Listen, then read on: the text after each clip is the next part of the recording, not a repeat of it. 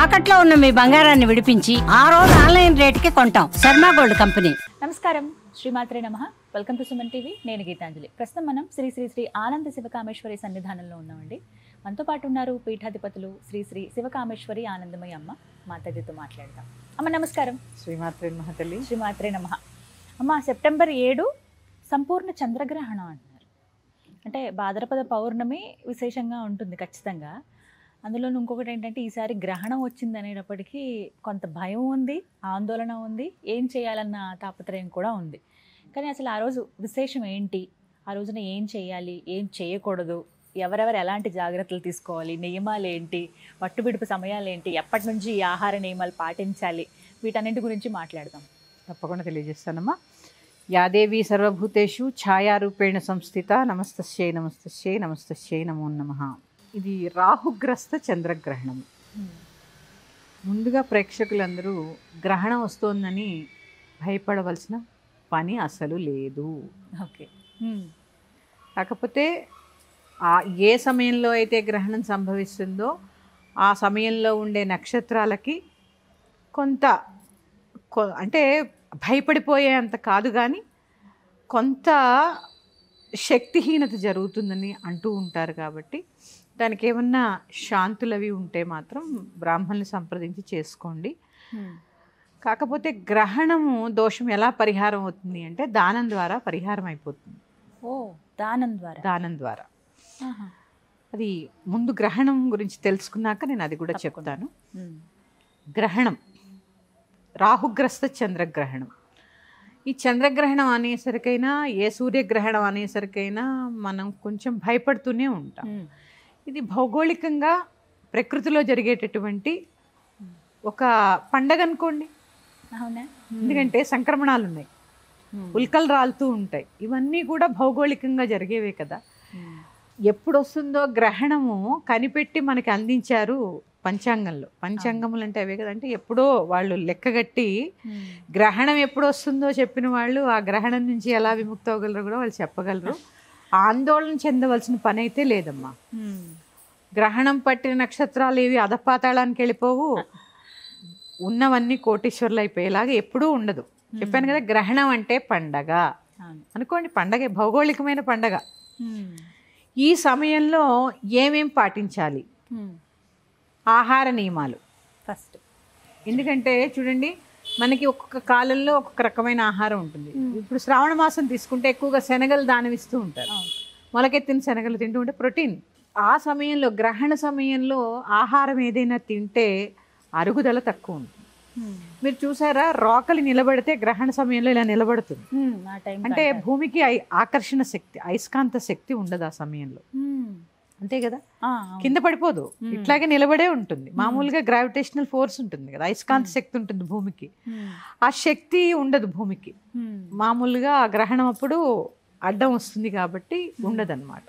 ఆ రేస్ ఎప్పుడైతే ఇక్కడ పడతాయో, ఇప్పుడు సూర్యుడు గ్రహణం వచ్చింది అనుకోండి అమ్మా, సూర్యకిరణాలు రావు. చంద్రుడికి గ్రహణం వచ్చింది, చంద్రుడు దేనికి సంబంధించిన వాడు, ఔషధాలు తయారు చేసే క్రియ అంతా ఆయనదే, ఔషధ సంబంధమైన మొక్కలన్నీ ఆయనదే కదా, ఆయన వల్లే పెరుగుతాయి. ఇవన్నీ కొంత శక్తిహీనత జరుగుతూ ఉంటుంది. తర్వాత చంద్రమా మనసో జాతః, మనఃకారకుడు. చంద్రుడు మనఃకారకుడు కాబట్టి ఇప్పుడు ఎలా అయితే చంద్రుడు అనగానే భయపడుతున్నామో అలాంటి భయాన్ని ఎవరు క్రియేట్ చేస్తాడు? ఆయనే. మన మనస్సు మీద ప్రభావాన్ని చూపిస్తూ ఉంటాడు. అలాగే కుటుంబ వ్యవస్థ, కుటుంబ వ్యవస్థ కూడా తల్లి ప్రేమ ఎక్కువ కావాలి అంటే ఆ చంద్రుడు అనుగ్రహం కావాలి. ఆ జగన్మాత కూడా ఎక్కడ ఉంటుంది? చంద్రమండలంలోనే ఉంటుంది. ఇలా చంద్రమా మనసోజాతః అని, చంద్రుడు మన మనఃకారకుడు కాబట్టి కొంత మానసిక ఆందోళన కలిగేటటువంటి, అంటే చంద్రుడు క్షీణదశలో ఉంటాడు కాబట్టి ఆ సమయము కొంచెం మనసులో అలజడి, ఆరోగ్యం, కొంచెం కుటుంబంలో చిన్న చిన్న చిరాకులు ఉంటాయి తప్ప అధపాతాళానికి అయితే వెళ్ళిపోం. అవి కూడా చిన్న దానంతో పరిహారం అయిపోతాయి. ఈ చిన్న చిన్న ఆందోళన కూడా చిన్న దానంతో పరిహారం అయిపోతాయి. ఇక చంద్రగ్రహణం ఎప్పుడు? 9:56 కొంతమంది అంటున్నారు, 9:50 కొంతమంది అంటున్నారు. బ్రాహ్మణులు ఎలా చెప్తే అలాగా. భోజన సమయము ఖచ్చితంగా అందరూ కూడా 6 గంటల వరకు పూర్తయిపోవాలి. ఇంకా నేను చెప్పడం అయితే 5:30 చెప్తున్నాను. అంటే డిన్నర్ కూడా 6కి పూర్తి పూర్తయిపోవాలి. ఎందుకంటే అమ్మా ఈ గ్రహణం పట్టే సమయానికి ఆహారం అరిగిపోవాలి. ఇక వృద్ధులు, పిల్లలు, గర్భిణీలు, వృద్ధులకేం నియమం లేదు. గ్రహణం ముందు వరకు కూడా 8 దాకా వాళ్ళు ఏం తింటారమ్మా కొంచెం. అలాగే పాలు తాగే పసిపిల్లలకు కూడా ఏమీ నియమం ఉండదు, వాళ్ళకు కూడా ఏమీ ఉండదు. గర్భిణీ స్త్రీలకు మాత్రము చాలా నియమం పాటించాలి. దర్భ పక్కన వెంచుకొని పడుకోవడము, ఆహారం 5 గంటల సమయానికల్లా పూర్తయిపోవడము, ఇక 9 గంటల నుంచి తెల్లవారుజామున 2 గంటల వరకు కూడా ఏ ఆహారము తీసుకోకుండా ఉండడము. మా అప్పుడైతే వాష్రూమ్ కూడా వెళ్ళొద్దనేవారు. నిజంగా కూడా వెళ్ళకపోవడమే మంచిది. అంటే ఆరు బయట ఉన్న వాళ్ళకైనా ఇంట్లో కూడా అమ్మా. మా అమ్మమ్మ అయితే నాకు చిన్నమ్మాయి పుట్టినప్పుడు చంద్రగ్రహణం వచ్చింది 4 గంటల సమయం, అసలు వాష్రూమ్ కూడా లేవని లేదు ఆవిడ. అంటే వద్దు అన్న పని చేయకండి. ఒక 3 గంటల సమయము 9 గంటలకు ముందే చక్కగా 9:50 కాబట్టి 9:30 అలా ఒక వాష్రూమ్కి వెళ్ళొచ్చి మీరు మంచం మీద పడుకుంటే చక్కగా 2 గంటల వరకు 1:26 వరకు విడుపు అనుకుంటా. చక్కగా స్నానం చేసి విడుపు స్నానం ఖచ్చితంగా చేయాలి. అప్పుడే చేసేయమంటారా? విడుపు స్నానం అంటేనే అదమ్మా. అంటే మరి అర్ధరాత్రి కదండి అని అంటూ. ఇంకోటి ఉందమ్మా ఇక్కడ, గ్రహణ సమయం అర్ధరాత్రి కదా పడుకోవచ్చా? నిద్రలో వెళ్ళిపోతుంది గ్రహణం. నేను అదే అడుగుదాం అనుకున్నా. చంద్రగ్రహణం అంటే ఇంక రాత్రే, అందులో చక్కగా ఇంకా అదే టైంకి వచ్చింది. అవును, లేదమ్మా, అసలు గ్రహణ సమయంలో నిద్ర కూడదు. అమ్మో, అక్కడ అనుష్ఠానం పెంచుకోవాల్సిన సమయం గ్రహణ సమయం. ఇక్కడ దేవతాశక్తి క్షీణిస్తూ ఉంటుంది కాబట్టి దేవతలకి శక్తినిస్తూ ఉంటే అక్కడ ఏమవుతుంది, మనకి కూడా ఒక పూజ చేసామనుకోండి, ఫలితం 1% వచ్చిందనుకోండి, గ్రహణ సమయంలో అదే జపము, అదే పూజ, అదే హోమం చేస్తే 100 రెట్లు వస్తుంది అధిక ఫలితం. ఇక్కడ మంత్రం డబుల్ అయిపోదు. చేసిన ఏదైతే పుణ్యం ఉందో, ఆ పూజ ఉందో, దానికి సంబంధించిన ఫలితం 10 రెట్లు వచ్చే అవకాశం ఉంది. ఇది అందరూ గ్రహించండి. గ్రహణ సమయంలో నిద్ర కూడదు. అది గర్భిణి కూడా చక్కగా ఏదో ఒక నామం చేసుకోండి చక్కగా. అంటే దీక్ష తీసుకుంటేనో గురుముఖంగా తీసుకున్న వాళ్ళు అయితే వాళ్ళు చేసుకుంటారండి. సాధారణంగా ఉండే మాలాంటి వాళ్ళు ఏం చేయాలి అని అడుగుతూ ఉంటారు. లలితా సహస్రనామం చదువుకోండి. ఎందుకంటే చూసారా, శివపార్వతులు ఇద్దరికి కూడా తల మీద ఎవరుంటారు? చంద్రవంక. చంద్రుడు అక్కడే ఉన్నాడు, చంద్రమండలంలోనే ఉన్నారు. 9:30కి స్నానం చేసుకుని అప్పుడు కూర్చోవాలమ్మా. పట్టు స్నానం అంటే గ్రహణం పట్టగానే స్నానం చేయాలి. విడుపు స్నానం అంటే ఆ విడుదల అవుతూ ఉంటుంది కదా, అయ్యే సమయంలో ఏ వస్త్రాలు అయితే ధరించామో ఆ వస్త్రాలు మించే స్నానం చేయాలి. అంటే ఇప్పుడు 5 నిమిషాలు తక్కువ 10 అనుకుంటే సుమారుగా గ్రహణం స్టార్ట్ అయ్యాక స్నానం చేయాలి. 10 గంటలకు స్నానం పట్టిన తర్వాత స్నానం చేయడాన్ని పట్టు స్నానం అంటారమ్మా.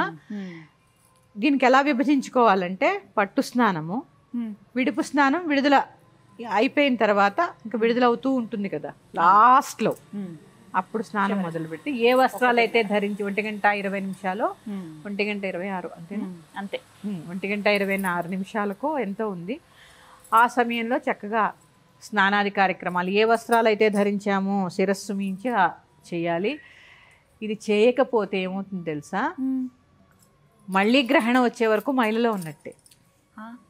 అమ్మో, ఖచ్చితంగా ఆచరించాలమ్మా. పట్టు స్నానము స్త్రీలు కంఠస్నానం చేసినా విడుపు స్నానం తలమించి చేయాలి. అలాగే చక్కగా లలితా సహస్రనామ పారాయణ. ఏ నామం చేస్తే చక్కగా ఒక నామం తీసుకోండి, అదే జపం చేసుకోండి. ధనం కావాలా, సంపత్కరి సమారూఢ సింధుర వ్రజసేవిత అనే నామాన్ని సంపుటీకరణ చేస్తూ, అలా మీ ఇష్టం, ఒక్కొక్క నామం ఒక్కొక్క ప్రత్యేకత. ఆ లలితా సహస్రనామాలన్నీ కూడా, లలితా సహస్రనామాలు కుదిరితే ఎన్నిసార్లు కుదిరితే అన్నిసార్లు అంతా కూడా పారాయణ చేయండి. లేదా ఒక నామం తీసుకుని చక్కగా జపం చేసుకోండి. పూర్వజన్మ కర్మలు నశించాలి. నిస్తులాని రచికురా నిరపాయ నిరత్యయ, కర్మలు తొలగటానికి, కర్మలు తొలగ పూర్వజన్మ కర్మలన్నీ కూడా, ఈ సంచిత కర్మలన్నీ కూడా తొలగిపోతాయి ఈ నామం వల్ల. తర్వాత దాక్షాయణి దైత్యహంత్రి దక్ష యజ్ఞ వినాశిని, అలా ఒక్కొక్క నామము ఒక్కొక్క మంత్రం ఒక్కొక్క బీజాక్షరం లలితా సహస్రనామం అంతా కూడా చాలా విశేషంగా మనకు అందించారు వసిన్యాది వాగ్దేవతలు. అలా ఒక్కొక్కటి తీసుకుని చక్కగా చేసుకోండి. మీకు సమయం ఉంది, 3 గంటలు కూర్చోగలరు. పడుకోవడం మాత్రం పడుకోవద్దమ్మా, చదవగలరు. స్తోత్రాలు చాలా చదువుకోవచ్చు, మృత్యుంజయ మంత్రం చదువుకోవచ్చు. గ్రహణం పట్టినప్పుడు స్నానం చేస్తాం కదా, ఇక అప్పుడు జపం మొదలు పెట్టిన తర్వాత మధ్యకాలానికి అనుష్ఠాన పరులు హోమాది కార్యక్రమాలు చేస్తూ ఉంటారు. ఇక్కడ అదే చెప్పాను కదమ్మా, భగవంతుడికి మనం ఎంత శక్తి అందించగలిగితే అంత పుణ్యము. ఇది ఇంకోటి గుర్తుపెట్టుకోండమ్మా, గ్రహణం అనేది పుణ్యకాలము, ఇదేది పాపకాలం కాదు. ఇది ఒక పండగ. ఎందుకంటే భౌగోళికంగా ఏం జరిగినా అది పండగలాగా తీసుకోండి. సంక్రాంతి చేసుకుంటున్నావా లేదా, రథసప్తమి చేసుకుంటున్నావా లేదా, ఇట్లా ఇన్ని చేసుకుంటున్నప్పుడు గ్రహణానికి ఎందుకు భయపడుతున్నారు? భయపడద్దు. భగవంతుడు ఉన్నాడు అని మనకు నమ్మకం ఉన్నప్పుడు ఎందుకు భయపడాలి? ఆ భయపడ్డము, ఎక్కడెక్కడికో వెళ్ళిపోవడము, ఎన్నో వేలు లక్షలు ఖర్చు పెట్టడము. మీ ఇంటికి పురోహితుడు ఉంటాడు. గ్రహణ సమయంలో చెప్పాను కదమ్మా, పట్టు స్నానం చేసుకుని మీకుంది, మీ రాశికో నా రాశికి ఉందనుకుందామమ్మా, ఓ బ్రాహ్మణ్ణి పిలుచుకోండి, చక్కగా జపం చేయించుకోండి, చంద్ర జపం. విడుపు సమయంలో స్నానం చేసి వచ్చి దానం ఇవ్వండి, చక్కగా ఫలితం. దానం కూడా అప్పుడే ఇచ్చేయమంటారు. ఇస్తారు. చాలా మంది వస్తారమ్మా, ఇంటికి వస్తారు, బ్రాహ్మణులు చేస్తారు. ఇలాంటి పుణ్య కార్యక్రమాలు చేసుకోండి. లేదు, ఏ అవకాశము లేదు, మేము డబ్బులు ఖర్చు పెట్టలేము, చక్కగా లలితాసహస్రనామం, విష్ణు సహస్రనామము, అలాగే త్రయంబకం యజామహే సుగంధిం పుష్టివర్ధనం ఉర్వారకమివ బంధనాత్ మృత్యోర్ముక్షయ్యమామృతాత్. ఈ మంత్రం చక్కగా జపం చేసుకోండి. ఎన్ని అపమృత్యు దోషాలున్నా, ఎలాంటి విఘ్నాలున్నా కూడా తొలగిపోయి చక్కగా ఆ రుద్రుడి యొక్క కృపకి పాత్రలు అవుతాం. ఏదో ఒక శ్లోకం అమ్మా, అది ఇది అని లేదు, మీరు చదవగలిగిన శ్లోకం ఏం లేదు. ఓం నమో నారాయణాయ, ఓం నమ శివాయ, శ్రీమాత్రే నమః, ఇవైనా సరే, ఓం గం గణపతే నమః, ఏ మంత్రం చేయండి మీకు పుణ్యమే. ఎన్నో విఘ్నాలు తొలగిపోతాయి. ఈ పుణ్యరాశి అంతా ఓ సంచిలో పడుతుంది. ఎప్పుడు ఉపయోగపడుతుందండి? కొన్ని కనపడవు. ఎప్పుడైనా మీరు ఇబ్బందుల్లో ఉన్నప్పుడు మిమ్మల్ని ప్రొటెక్ట్ చేస్తూ ఉంటాయి అన్నమాట. గ్రహణం అంటే భయపడవలసిన పనేమీ లేదు. అదైపోతుంది, ఇదైపోతుంది. చాలా మందికి ఇది ఒక ఆలోచన, భయపడుతూ ఉంటారు. ప్రపంచం తల్లకిందులైతే అయిపోతుంది. అంటే మనకైతే కాదులే, మన వరకు కాదులే అని ఊరుకుంటారమ్మా. మామూలు టైంలో ఎలాగో 1 గంట 2 దాకా మెలుకుంటారు. అంటే ఇక్కడ ఏంటంటే మా సమయాన్ని ఇక్కడ గమనిస్తూ ఉంటాం కాబట్టి ఇంకా అవలేదా అదే ఓ సినిమా చూడండి, మనకి తెలియదు ఆ సమయం. సెకండ్ షో సినిమాకి వెళ్ళారు, 2 దాకా ఉండరా? ఖచ్చితంగా 12 ఇంటికి వచ్చేసరికి 1 అవుతుందిగా. ఆ 1 అయిపోతుంది. అలాంటి సినిమాకి వెళ్ళకండి. భగవద్ ధ్యానం చేసుకోండి, చక్కగా ధ్యానం చేయండి, తపస్సు చేయండి, జపం చేయండి. మీకు ఏదైనా ఉపదేశ మంత్రాలు ఉంటే మధ్యలో చక్కగా హోమాది కార్యక్రమాలు చేసుకోండి. ఆఖరిలో దానం ఇవ్వండి. గ్రహణం విడిపప్పుడు దానం చేయడం కుదరలేదు, అంత అర్ధరాత్రి వెళ్ళి గుడులు కూడా తీయరు కదమ్మా. తెల్లవారిన తర్వాత చక్కగా నల్ల మినువులు, రాగి చెంబులో కాకుండా ఇత్తడి చెంబులో కానీ, కంచు చెంబులో కానీ, ఇంత ఆవు నెయ్యి, చెంబు నిండా ఆవు నెయ్యి, ఒక రాహు పడగ, ఒక ఇంత చంద్రబింబం. మనకి బంగారం షాపులో అడిగితే ఇస్తారండి, గ్రహణానికి దానం ఇవ్వాలంటే ఇస్తారు వాళ్ళు. అది పాలు, పెరుగు, బియ్యం, కేజీ అన్ని కేజీ-పావు బియ్యము, కేజీ-పావు మినువులు, దక్షిణ, వస్త్రాలు చక్కగా కలిపి బ్రాహ్మడికి దానం ఇచ్చుకోండి. చాలు, గ్రహణ శాంతి అయిపోయింది. ఈ విధంగా ఇస్తే సరే, అయిపోయింది. అంతే తప్ప టిఫిన్ తినేసి వెళ్ళి ఇవ్వకండి. చక్కగా తెల్లవారుజామున అవగానే 7కి 7:30కి అట్లా వెళ్ళి గుళ్ళ దానం ఇచ్చేసుకుని వచ్చిన తర్వాత ఏదైనా భుజించండి. ఈ లోపు ఇల్లంతా కూడా కడిగేసుకోవాలి కదమ్మా. కడిగేసుకుని స్నానం చేసి అప్పుడు దానం తీసుకెళ్ళి ఇచ్చేసేయాలి. ఇక మనకు ఉంటాయి కదా ఆవకాయలు, పప్పులు, ఉప్పులు, పాలు, వీటన్నిటి మీద దర్భ వేస్తాం కదా మనం. ఆ దర్భకు ఆ పవిత్రత ఉంది కాబట్టి దర్భ వేసుకుని వండిన ఆహార పదార్థాలు ఏవి కూడా గ్రహణమైన తర్వాత పనికిరావు. అన్నం మిగిలిపోయింది తినకూడదు, కూరలు మిగిలిపోయి తినకూడదు, పచ్చివి పర్వాలేదు, సరిపడానే వండుకోవాలి. అది కూడా 6ంటికి అసలు ఆహార పదార్థాలు ఏవి కూడా ఇక నిలవ ఉంచొద్దు. 6:30 కల్లా భోజనం చేసేయడం, అన్ని పాత్రలు కడిగి శుభ్రంగా వంటగదిని శుభ్రంగా ఉంచుకోండి. గ్రహణ సమయంలో ఆ ఎంగిళ్ళు అలా పడేసి ఆ స్టవ్ నిండా పారబోసేసి ఇలా కాకుండా చక్కగా అంతా శుభ్రం చేసుకోండి. ఒక ఆసనం వేసుకోండి, పట్టు స్నానం చేసుకోండి, ఏదో ఒక నామం చేసుకోండి. చక్కగా ఎటువంటి భయాలు అవసరం లేదు. శతభిష నక్షత్రము పూర్వభాద నక్షత్రానికి గ్రహణం ఉందని చెప్తున్నారు. కుంభరాశిలో అని చెప్తున్నారు. కుంభరాశి, మీనరాశి, మకర రాశి అంటే పక్క పక్కన కూడా ఉంటాయి కదా. మకర కుంభమేనం ఎక్కువ ఉంటుంది అన్నట్టు చెప్తున్నారు. అది మీకు ఇంకేమన్నా ఇంకా కావాలంటే బ్రాహ్మణుడి గారిని అడిగితే చెప్తారు కదా. దాన్ని బట్టి ఈ శాంతి నాకు తెలిసి సరిపోతుంది అనుకుంటున్నానమ్మా. గ్రహణ సమయంలో నక్షత్ర జపం చేస్తారు. ఏ నక్షత్రానికి అయితే ఉందో ఆ నక్షత్ర జపము, చంద్ర జపము, రాహు జపం, చంద్ర జపం చేస్తారు అనుకుంటా. అది బ్రాహ్మణ్ని సంప్రదించి శతభిషం వాళ్ళు, పూర్వభాద్ర వాళ్ళు చేయించుకోవడానికి ప్రయత్నం చేయండి అమ్మా. ఎందుకంటే మన ధర్మం, ఎందుకంటే ఏది కొట్టిపడేసేదిలా ఉండదు. అలానే అంత భయపడవలసిన పని కూడా ఏమీ లేదు. ఇక తర్వాత చాలా మంది చెప్పరు గ్రహణ శూల అంటే ఏంటమ్మా. గ్రహణం అయిపోయిన తర్వాత ఉండేదాన్ని గ్రహణ శూల అంటారు.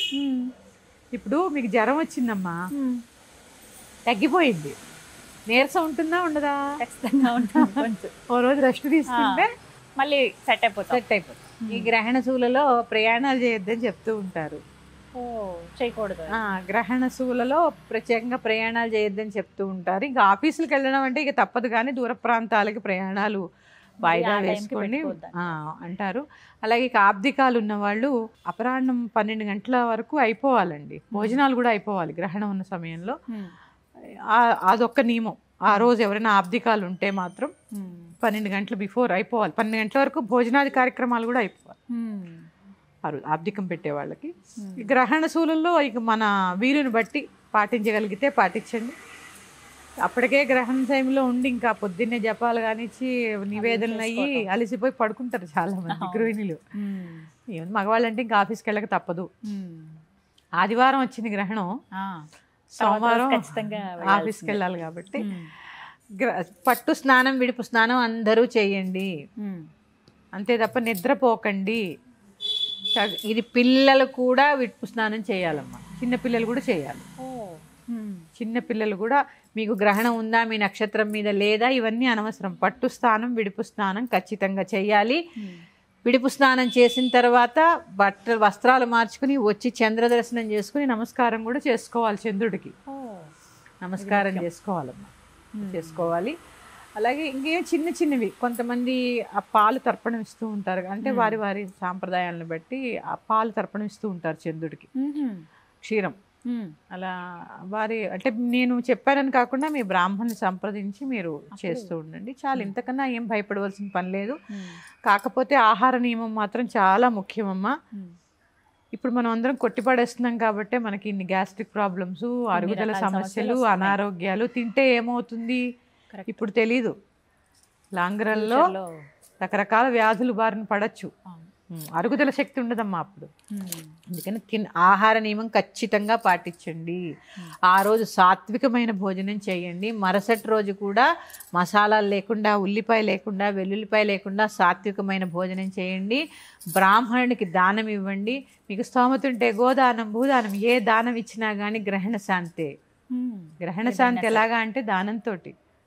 దానం చాలా రకాలుగా ఉపయోగపడుతుంది. గ్రహణ సమయంలో ఇచ్చే దానం ఇంకా ఎక్కువ ఫలితం ఉంటుంది. ఇక బ్రాహ్మడికి ఇలాంటివి చిన్నగా దానం ఇచ్చుకోండి.